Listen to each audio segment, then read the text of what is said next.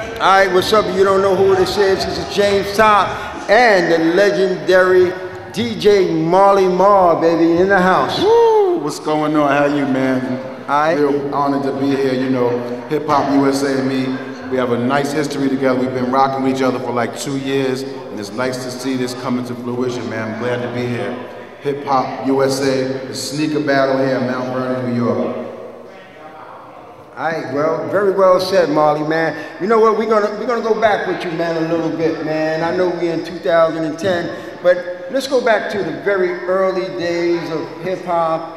I first heard on the radio for the first time, man, a brand new flow out here, man. It's called hip hop. You and the late Mr. Magic, man. When we talk about our early beginnings, Queensbridge, Juice Crew, man, you know, drop some knowledge on us.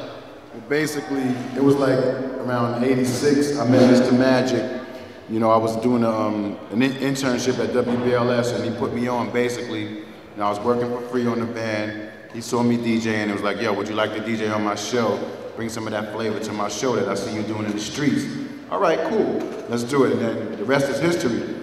Went up to the radio station, me and Mr. Magic, you know, we used to tear the radio down. We used to tear it up so much that Kiss FM had to hire Red Alert and Chuck Chill Out. Actually, they hired Jazzy J first. Jazzy J didn't like the job, and Jazzy J passed it on to Red and them. And yo, the rest is history, man. You know, you know about Biggie, you know what he said. I used to let my tape rock till my tape pop. That was me and Mr. Magic right there. No doubt, no doubt. You know what, man? You was one of the first legendary hip-hop producers, man. Why don't you tell us about some of the, you know, the great artists, man, that you worked for, man, and you produced in the beginning, man, with the Juice Crew, bro? Well, basically, you know, from working with Mr. Magic, it brought me on to producing, you know, such acts as Roxanne Shante, MC Shan, Big Daddy Kane. I discovered Biz Markie in my hallway, Coogee Rap and Polo, what's done the Juice Crew. That was Mr. Magic's crew. We used to do records. The biggest record we made was the Symphony, you know, all the crew got together and bowed. We did the Marley Marl Symphony. Of course, you already know that a lot of hits came from that. Roxanne Shante was even involved. It's like, it was so crazy back then. We just was doing what we loved, and we didn't know we was making that type of history, and we did it. No doubt, man. So, you know, of course, Mr. Magic has passed away, man. You know, tell me how you feel about the legacy of Mr. Magic. And what are we trying to do, man, to bring more awareness and preservation of his legacy? Well, you really got to look at it like this. When you just turn on the radio every day, you turn on the regular Hot 97, you are listening to the legacy of Mr. Magic, because he laid the groundwork for hip-hop radio as you hear it today. You hear the Hot 97s. Back in the day, there was no designated hip-hop station, so Mr. Magic laid the groundwork for all hip-hop radio stations that you hear today. If it wasn't for Magic, I don't know what it would be. What we're doing for the legacy of Mr. Magic, you know, we got the Mr. Magic Foundation shout-out foundation over in Brooklyn. They're doing a lot of big things. We're doing murals and everything, so I think the legacy, it should be all right, because Mr. Magic is loved by everybody in hip-hop, and everybody loves hip-hop.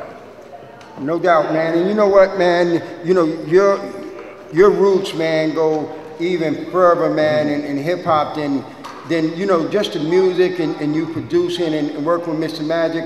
There was another brother from Queensbridge, man. His name was Dean, and he created a crew called BYB, which stands for Bad Year Boys. Right. He was part of the Throw Up movement, which dominated graffiti in the mid-'70s to the late '70s. Why don't you tell me a little bit about, you know, Dean and your relationship with Dean BYB?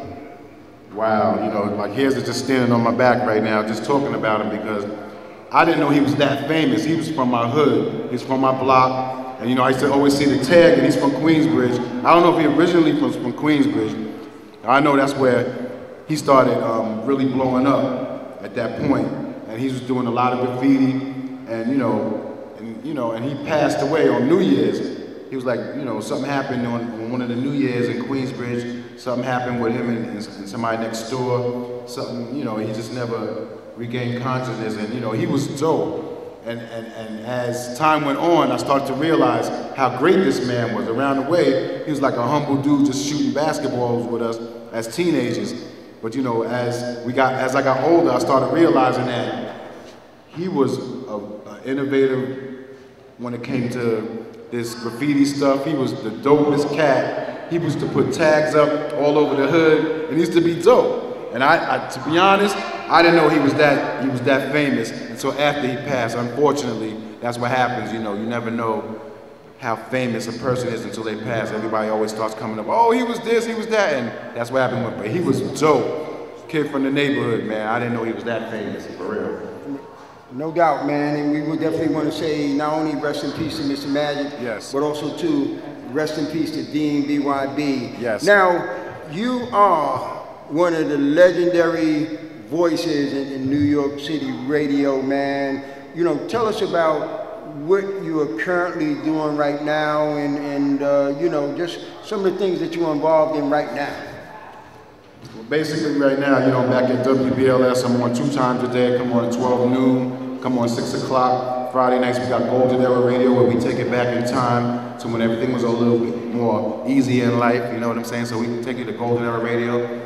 We got Future Flavors on satellite radio with my son, M. Will the Shogun, Marley Marl producing it, Alexandra Extravez, and P-Rock on the set. So Future Flavors is back. Right now, we are at Sirius Satellite. We're starting in January. So hey, Marley Marl is definitely the brand that you need to be touching right now because a lot of good things is happening.